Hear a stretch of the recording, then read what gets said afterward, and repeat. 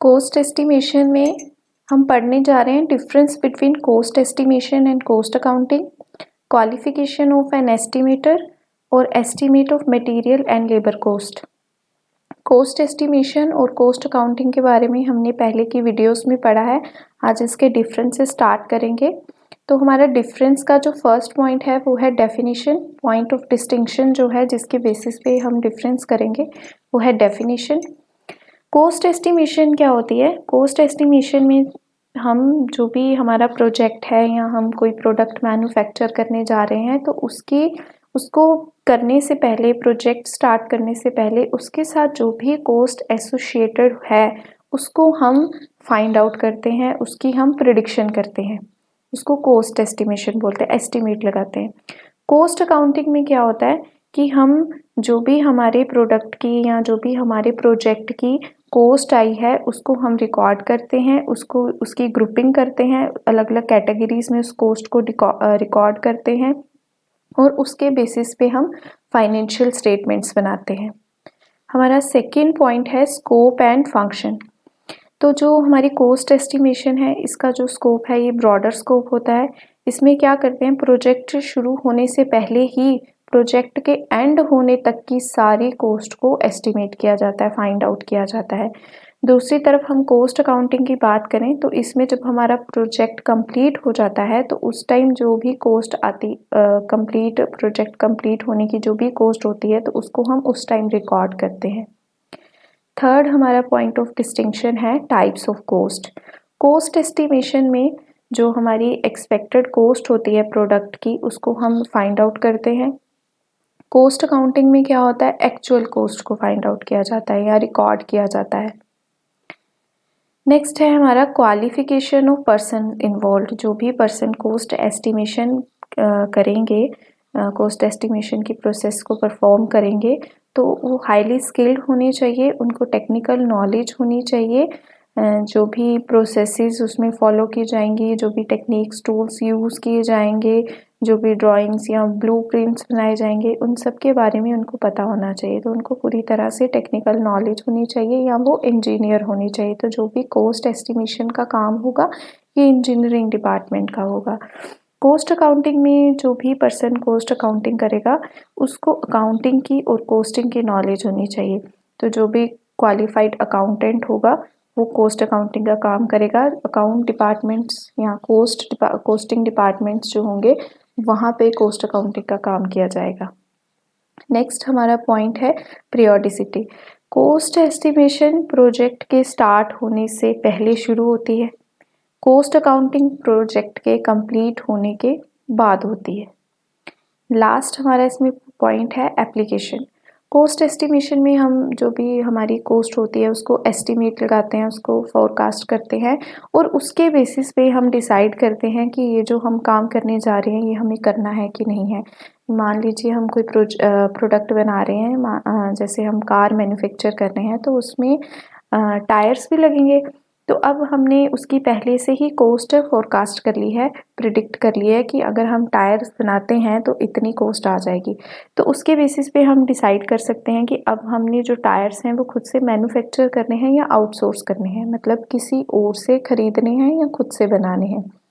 Cost estimation में क्या होता है कि ये हमारी हेल्प करती है इस चीज़ को समझने में कि अगर जो हमने एस्टिमेशन की थी वो गलत आ रही है, उसमें डेविएशंस आ रही हैं, डिफरेंसेस आ रहे हैं तो उनके पीछे क्या रीज़न है, इस चीज़ को समझने में कॉस्ट अकाउंटिंग जो है वो हमारी हेल्प करती है। नेक्स्ट है हमारा क्वालिफिकेशन ऑफ एन एस्टिमेटर। तो फर्स्ट है हमारा ही should B qualified technical person. तो जो भी पर्सन कॉस्ट एस्टिमेशन परफॉर्म करेगा वो इंजीनियर होना चाहिए, इंजीनियरिंग फील्ड से होना चाहिए, उसको टेक्निकल नॉलेज होनी चाहिए, टेक्निकली वो क्वालिफाइड हो। सेकंड है he should possesses knowledge about the ways rates of workers. तो जो भी लेबर वर्कर्स एम्प्लॉयज़ उस प्रोजेक्ट में या मैन्युफैक्चरिंग में काम करने वाले हैं उनको किस रेट से वेजेस या सैलरीज पे की जाएंगी उसको इसका पता होना चाहिए। कई तरह के वेज रेट सिस्टम्स होते हैं, जैसे टाइम रेट सिस्टम है, पीस रेट सिस्टम है, स्टैंडर्ड वेज होता है, मिनिमम वेज होता है। तो इन सब के बारे में जो भी एस्टिमेटर्स है उसको पता होना चाहिए। नेक्स्ट है he should also know the cost accounting and the official accounting procedures. तो कॉस्ट अकाउंटिंग के बारे में भी उसे पता हो, नॉलेज हो उसको, क्योंकि जब हम एस्टिमेशन करेंगे तो कॉस्ट की एस्टिमेशन होगी, तो कॉस्ट को जानने के लिए कॉस्ट अकाउंटिंग के बारे में भी पता होना ज़रूरी होता है। कॉस्ट अकाउंटिंग के कुछ स्टैंडर्ड्स हैं, उनके प्रोसीजर्स हैं, उसकी भी नॉलेज एस्टिमेटर को होनी चाहिए। नेक्स्ट है he should be able to read and understand drawings and blue prints well. तो जो भी एस्टिमेटर हो, जो भी ड्राइंग्स यूज़ हो रही हैं, बन रही हैं, उस प्रोजेक्ट की ब्लूप्रिंट्स बन रहे हैं, मैप्स जो होते हैं, तो उसको वो उन चीज़ों को आसानी से समझ सके। नेक्स्ट है he should know about different production machine, processes, operation time etcetera for manufacturing product. तो एक प्रोडक्ट को बनाने के लिए अलग अलग मशीन यूज़ होती है, अलग अलग मशीनों पे काम होता है, तो उसको उस मशीन के बारे में भी पता होना चाहिए। अलग अलग एक प्रोडक्ट कई सारी प्रोसेसेस से गुजर के ही एक फाइनल या फिनिश्ड प्रोडक्ट बनता है, तो उसको उन प्रोसेसेस के बारे में पता होना चाहिए। हर एक प्रोसेस पे, जॉब पे कितना टाइम होने वाला है, क्या जॉब सीक्वेंस होगा, किस सीक्वेंस में प्रोडक्ट एक स्टेप से दूसरे स्टेप की तरफ जाएगा, इन सब के बारे में भी उसे पता होना चाहिए। नेक्स्ट है he should know about the proper tools. क्या टूल्स यूज़ होंगे मैन्युफैक्चरिंग में, क्या टेक्निक्स यूज़ की जाएंगी, इसके बारे में भी उसे नॉलेज हो। He should possess good knowledge of mensuration. तो मेंसुरेशन की नॉलेज होनी चाहिए, जिसमें हमारे आ जाते हैं सर्कल्स, फिगर्स आ जाती हैं, ट्रायंगल आ गया, क्वाड्रिलेटरल है, सर्कल है, रेक्टेंगल है, तो इन सब का कैसे एरिया कैलकुलेट होता है, इन सब का वॉल्यूम कैसे फाइंड आउट होता है, तो ये सारी नॉलेज भी एस्टिमेटर को होनी चाहिए।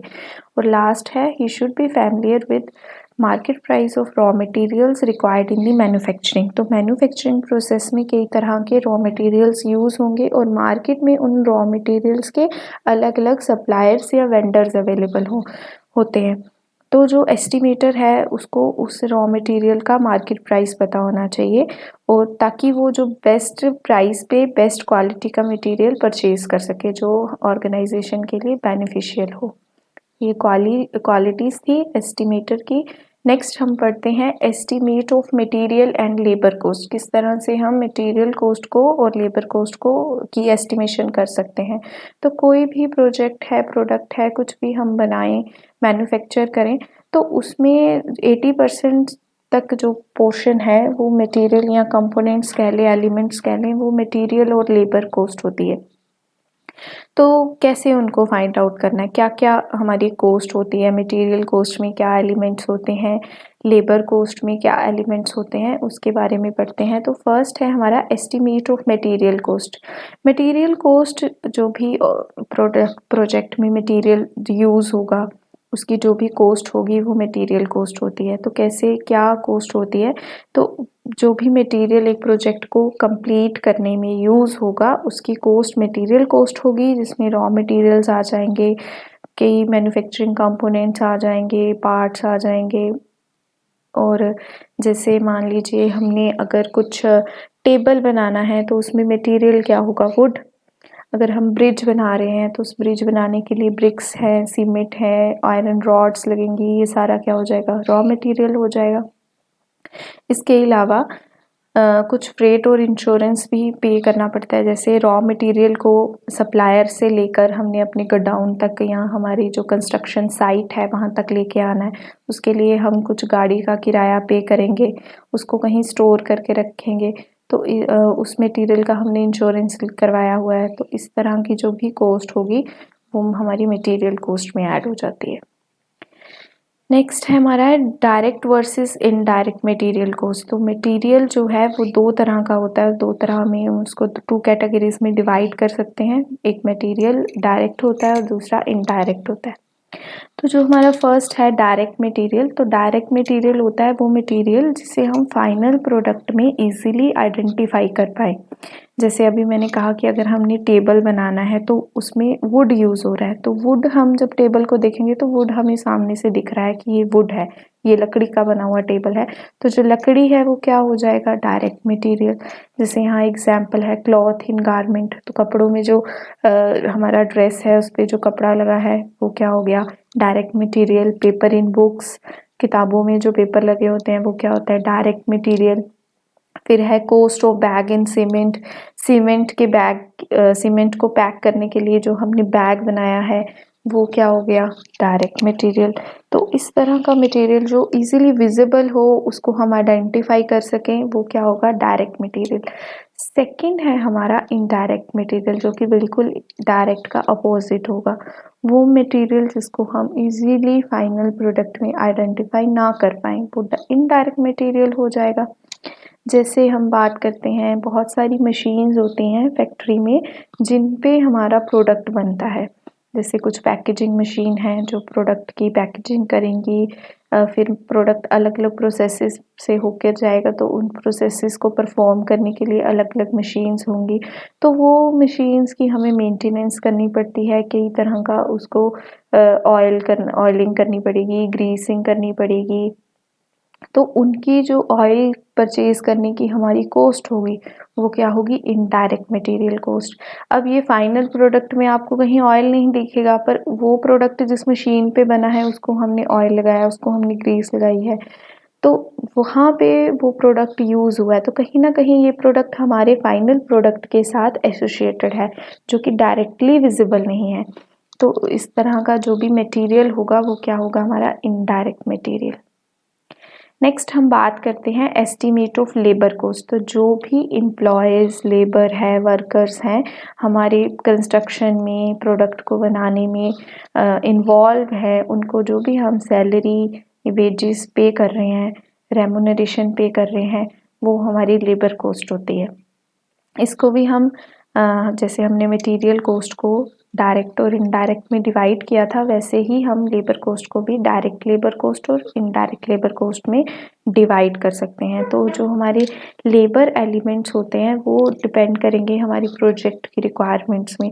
ज़्यादा बड़ा प्रोजेक्ट होगा तो ज़्यादा लेबर चाहिए होगी, कोई छोटा सा काम होगा तो उसके लिए कम लेबर चाहिए होगी। तो डायरेक्ट लेबर क्या होती है, डायरेक्ट लेबर सेम हमारी उसी की तरह जैसे इन डायरेक्ट मटेरियल था। डायरेक्ट लेबर क्या है, जो उस प्रोडक्ट को बनाने में डायरेक्टली इन्वॉल्व है। जैसे हम बात करें कि हम ब्रिज बना रहे हैं, तो उस ब्रिज को बनाने के लिए जो लोग उस टाइम कंस्ट्रक्शन साइट पे एम्प्लॉयज़ अवेलेबल हैं जो उसकी कंस्ट्रक्शन कर रहे हैं, जैसे कोई सुपरवाइज़र है वो सारा काम देख रहा है, कोई लेबर है वो मटेरियल एक जगह से उठा के दूसरी जगह यहाँ काम चल रहा है वहाँ पहुँचा रहा है। तो इस तरह के जो लोग होंगे जो वहाँ डायरेक्टली काम कर रहे हैं, उस प्रोजेक्ट के साथ डायरेक्टली इन्वॉल्व हैं, उन्हें जो वेजेस या उन एम्प्लॉयज़ को जो भी सैलरी पे कर रहे हैं वो हमारी डायरेक्ट लेबर कॉस्ट होगी। सेकंड है हमारी इनडायरेक्ट लेबर कॉस्ट। तो इसमें सेम कि जो डायरेक्टली उस प्रोडक्ट के साथ प्रोजेक्ट के साथ इन्वॉल्व नहीं है लोग, पर इनडायरेक्टली कहीं ना कहीं वो उसमें उसके साथ लिंक्ड हैं।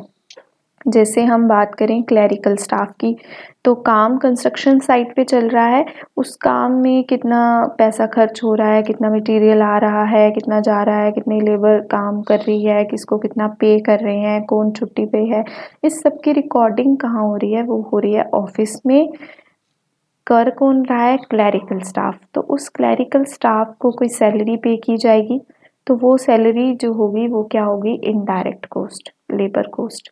ठीक है, नेक्स्ट हम देखते हैं steps to estimate the cost. तो कॉस्ट हमने पढ़ी दो तरह की, मटेरियल और लेबर कॉस्ट, जो हमारे प्रोजेक्ट का मेन कंपोनेंट या एलिमेंट्स होते हैं, कॉस्ट एलिमेंट्स होते हैं। तो उनको अब हमने एस्टिमेट कैसे करना है, क्या करेंगे हम, सबसे पहले हम करेंगे कि टोटल अमाउंट हम कितना प्रोड्यूस करने वाले हैं, यूनिट्स में हम देखेंगे। जैसे कोई प्रोडक्ट बना रहे हैं तो 100 यूनिट्स बना रहे हैं, हमें प्रोजेक्ट मिला है कि हमने 100 यूनिट्स बनाकर इस एक पर्टिकुलर प्रोडक्ट की सेल करनी है या कस्टमर को देनी है। तो पहले हम सबसे पहले देखेंगे कि हम यूनिट कितनी प्रोड्यूस करने वाले हैं। सेकंड हम देखेंगे कि उस यूनिट के साथ हमें कितना रॉ मटेरियल चाहिए और कितना लेबर चाहिए। मान लीजिए 100 यूनिट्स बनाने के लिए हमें कुछ केजीज, अगर हम मान लीजिए मैगी प्रोड्यूस कर रहे हैं तो हमें उसके लिए मैदा चाहिए होगा, 100 केजी मान लीजिए मैदा चाहिए, तो वो क्या हो जाएगा, रॉ मटेरियल। कितना हमारा अमाउंट है रॉ मटेरियल का, क्वांटिटी कितनी है, वैसे ही लेबर कितना चाहिए उसको हम देख लेंगे। थर्ड में हम क्या करेंगे कि जितना हमारा क्वांटिटी हमने फाइंड आउट की, उसका पर पीस जो है या पर यूनिट कितनी कॉस्ट है उसको देख लेंगे और उनको मल्टीप्लाई कर देंगे। जैसे मान लीजिए हमने 100 kg मैदा चाहिए, 1 kg की कॉस्ट कितनी है, ठीक है, मान लीजिए 1 kg 20 रुपीज़ का है, तो 100 मल्टीप्लाई 20 करेंगे। उसको बनाने के लिए हमें लेबर चाहिए, मान लीजिए 2 लोग चाहिए, एक पर्सन जो है 400 रुपीज़ चार्ज कर रहा है मतलब उसको बनाने के लिए, तो 2 चाहिए, 400 को 2 से जब हम मल्टीप्लाई कर देंगे तो वो कितना आएगा 800 ये हो गया।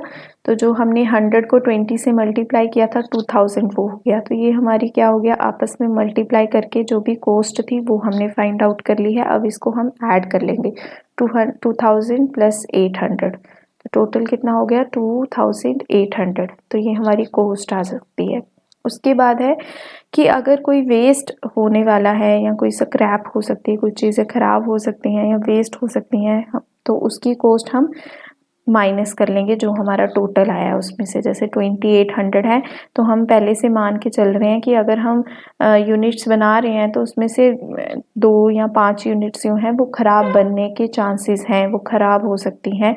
तो उन 5 यूनिट की कितनी कॉस्ट आ रही है हम उसको हमारी टोटल कॉस्ट में से लेस कर देंगे। तो नंबर 5 है कि अगर जो हमारा वेस्ट आ रहा है या स्क्रैप है, अगर वो स्क्रैप वैल्यू पे सेल हो जाए तो जो उस पे हमें पैसे मिल रहे हैं या मिलेंगे उसको हम क्या करेंगे, माइनस कर देंगे। जैसे मान लो जो हमने किया 2800 था, उसमें से 5 यूनिट्स की कॉस्ट माइनस कर दी, जो वेस्ट आ रहा है ऐड कर दी कि ये वेस्ट हो सकता है, तो पहले से ही हम इसको ऐड करके चल रहे हैं। फिर अब हमें पता चला कि हम इसको सेल कर सकते हैं, भले ही ये वेस्ट है पर हम इसको कहीं और यूज़ कर सकते हैं या सेल कर सकते हैं। तो अगर ऐसी कोई कंडीशन आ रही है तो हम उस प्राइस को हमारा जो टोटल अमाउंट है उसमें से लेस करेंगे। तो इस तरह से हम जो भी कॉस्ट आएगी हमारी उसको हम एस्टिमेट कर सकते हैं।